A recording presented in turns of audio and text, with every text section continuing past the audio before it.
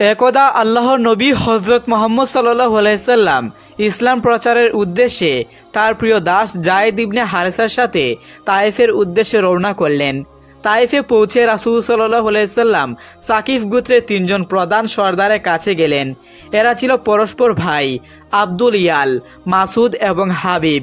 তাদের পিতা ছিল আমর ইবনে উমায়ের সাকাফি। তারা ছিলেন শহরের প্রভাবশালী ব্যক্তি, যাদের কথায় চলত সমাজ। রাসূল সাল্লাল্লাহু আলাইহি সাল্লাম তাদের সামনে উপস্থিত হয়ে অত্যন্ত নম্রতা ও করুণার সাথে বললেন, হে ভাইয়েরা, আমি আল্লাহর রাসূল। তিনি আমাকে পাঠিয়েছেন তোমাদের কাছে। আল্লাহর প্রতি আনুগত্য করো, ইসলাম গ্রহণ করো, এতে তোমাদের দুনিয়া ও আখিরাতের সফলতা রয়েছে। আমাকে সাহায্য করো যাতে আল্লাহর দিন ছড়িয়ে পড়ে এই ভূখণ্ডে।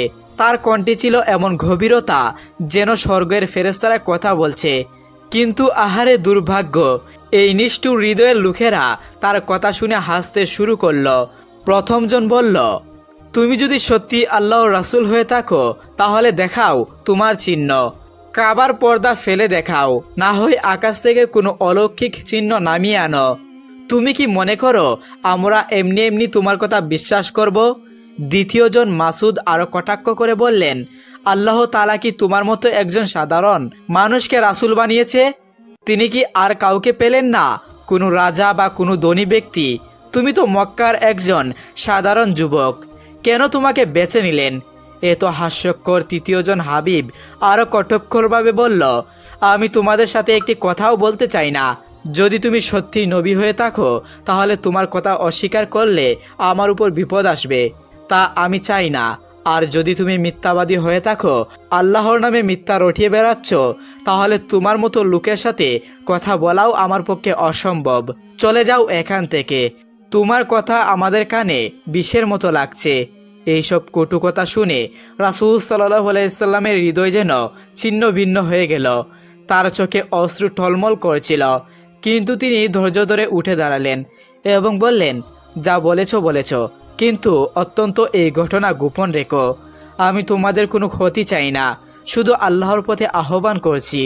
তার কণ্ঠে ছিল অসীম দুঃখের ছাপ, যেন একটি মায়ের হৃদয় যখন সন্তানের অবাধ্যতায় ভেঙে পড়ে। তায়েফে রাসূল সাল্লাল্লাহু আলাইহি সাল্লাম 10 দিন অবস্থান করলেন। এই 10 দিন ছিল যেন অন্ধকারের গহ্বরে ডুবে থাকা।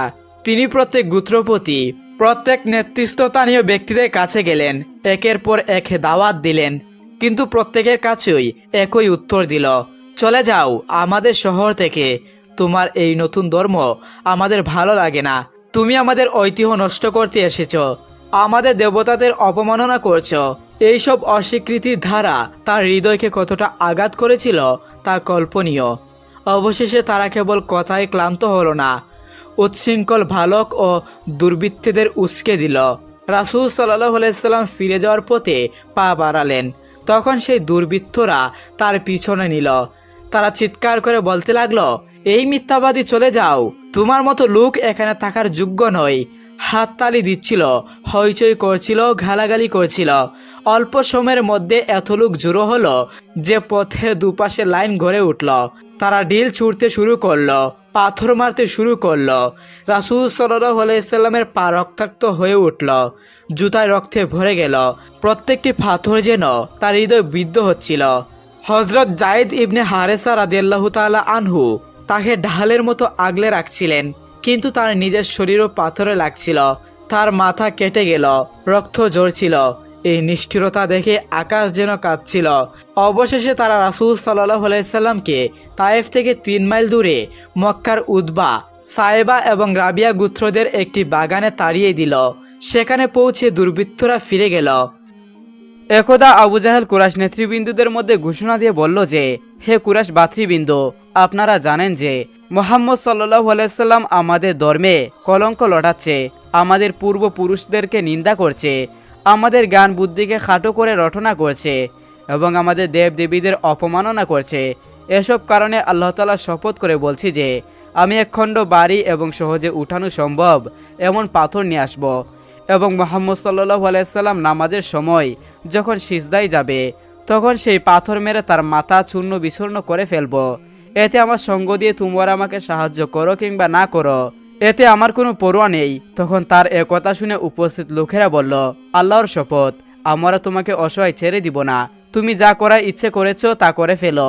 অতঃপর পরের দিন সকালে আবু জাহেল ঘোষণা অনুযায়ী একখণ্ড পাথর নিয়ে রাসূল সাল্লাল্লাহু আলাইহি সাল্লামের অপেক্ষায় বসে থাকলো। রাসূল সাল্লাল্লাহু আলাইহি সাল্লাম যথা নিয়ম অনুযায়ী আগমন করলেন এবং নামাজে দাঁড়ালেন। কুরাইশ নেতারাও সেখানে উপস্থিত হয়ে আবু জাহেলের কথিত কাণ্ড দেখার অপেক্ষা রইল।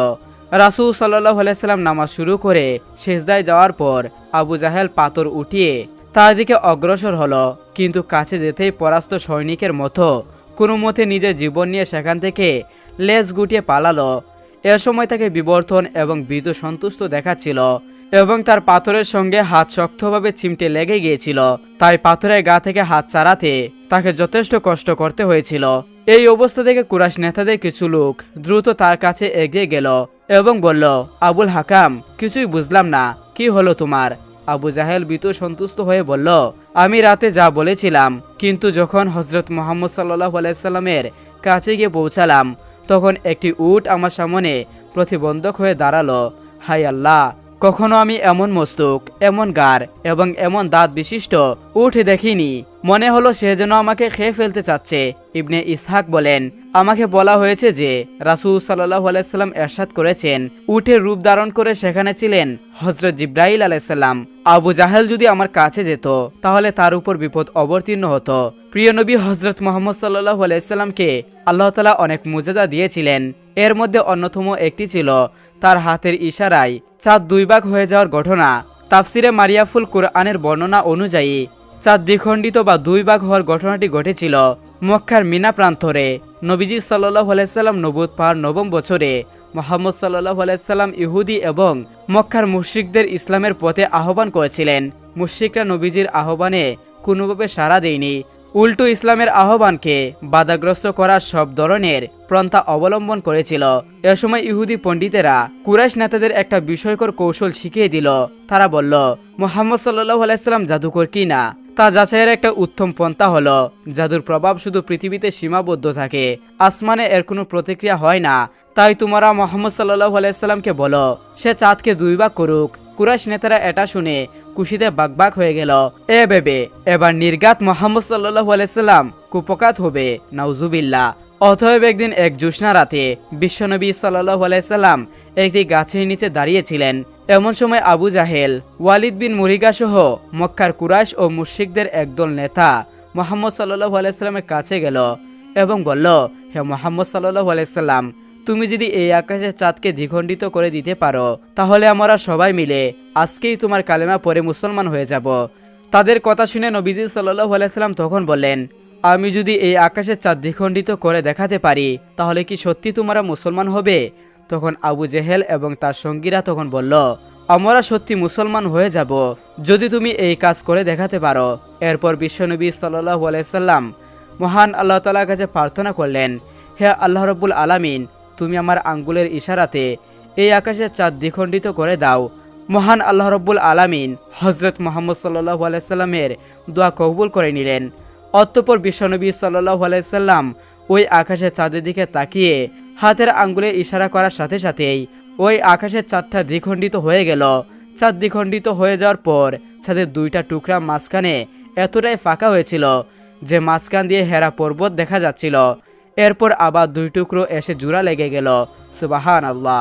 এই দৃশ্যটি আবু জেহেল এবং তার সঙ্গীরা খুব ভালোভাবে লক্ষ্য করেছিল।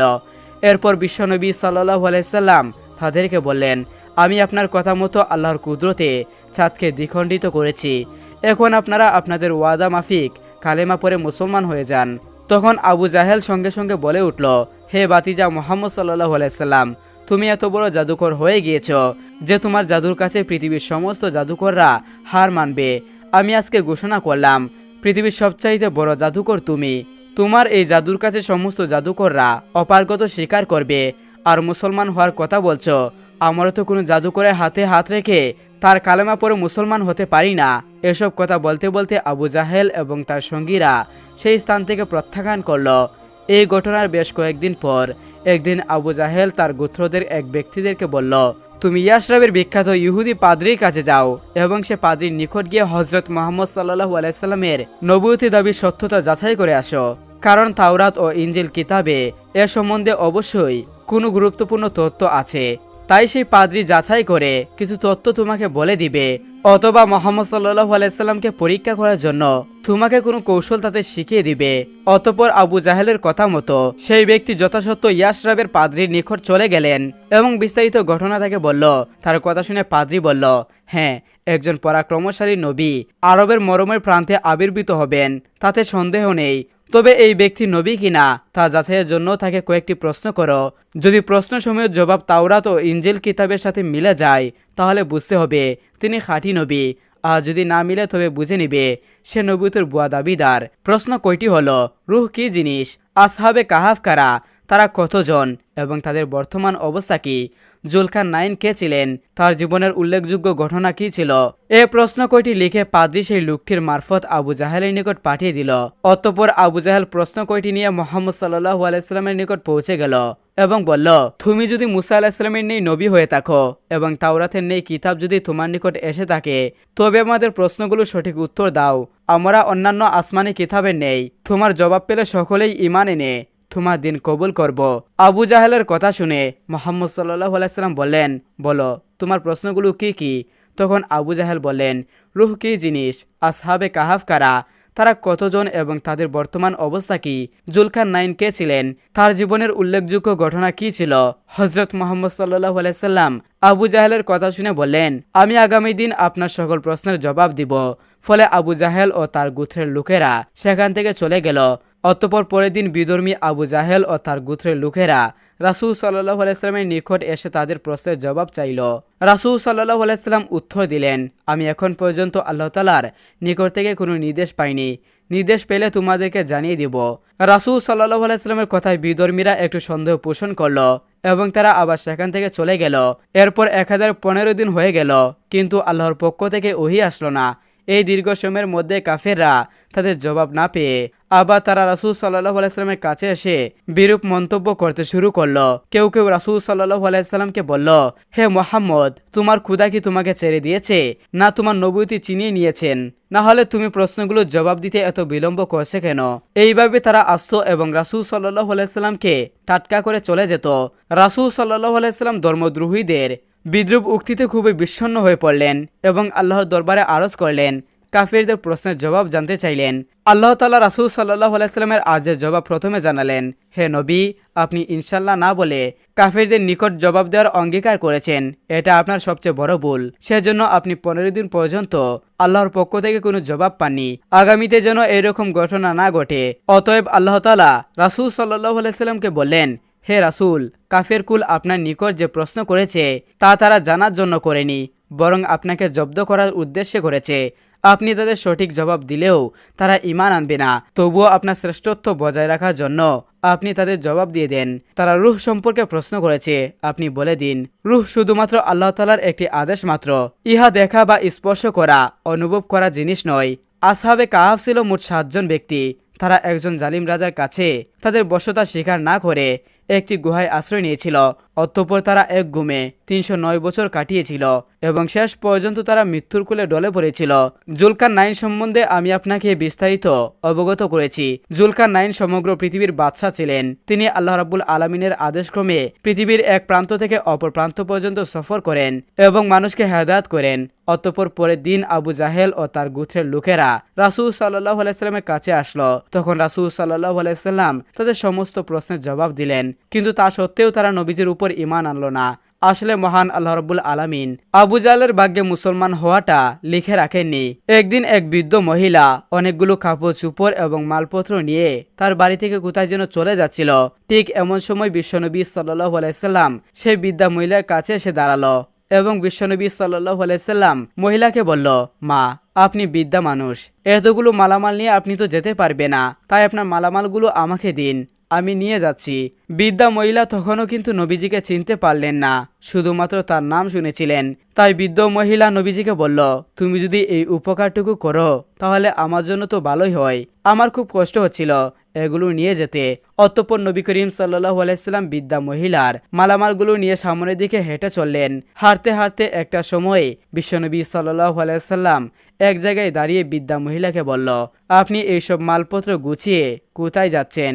তখন বৃদ্ধা মহিলা বলল, বাবারে, দুঃখের কথা আর তোমাকে কি বলবো, এই মক্কা নগরীতে নাকি একজন জাদুকর এসেছে, যে তার সাথে কথা বলে সে নাকি তার জাদুতে মুগ্ধ হয়ে মুসলমান হয়ে যায়। আমি এতদিন যাবৎ মূর্তি পূজা করে এসেছি, কোনোদিন আমার বাপ দাদার ধর্ম ছাড়তে পারবো না। তাই আমি যাতে এই জাদুকরের সামনে না পড়ি সেজন্য আমি আমার এই বাড়ি ছেড়ে অন্যত্র চলে যাচ্ছি। হযরত মুহাম্মদ সাল্লাল্লাহু আলাইহি সাল্লাম তার মুখে এই কথা শোনার পর আর কিছুই বললেন না। অতঃপর তিনি সামনের দিকে হাঁটতে লাগলেন। একটা সময় বিশ্বনবী সাল্লাল্লাহু আলাইহি সাল্লাম ওই বৃদ্ধা মহিলার গন্তব্যস্থানে এসে পৌঁছালেন। তারপর নবী করিম সাল্লাল্লাহু আলাইহি সাল্লাম মালামালগুলো নামিয়ে চলে যাচ্ছিলেন। ঠিক এমন সময় পিছন দিক থেকে নবীজিকে দেখে বৃদ্ধা বললেন, বাবা, তুমি তো চলে যাচ্ছ, কিন্তু তোমার পরিচয়টা তো জানতে পারলাম না, তুমি তোমার পরিচয়টা একটু বলো। তখন নবী করিম সাল্লাল্লাহু আলাইহি সাল্লাম বৃদ্ধ মহিলাকে বলল, মা, আপনি যাকে জাদুকর বলছেন আমি সেই মোহাম্মদ। তখন বৃদ্ধ মহিলা নবী করিম সাল্লাল্লাহু আলাইহি সাল্লামকে দেখে অবাক হয়ে তাকিয়ে থাকলেন। অতঃপর বৃদ্ধা মহিলা নবী করিম সাল্লাল্লাহু আলাইহি সাল্লামকে বলল, তুমি যদি সেই জাদুকর হয়ে থাকো, আমিও তোমার জাদুতে বশিত হয়ে গিয়েছি, তুমি এক্ষুনি আমাকে কালিমা পড়িয়ে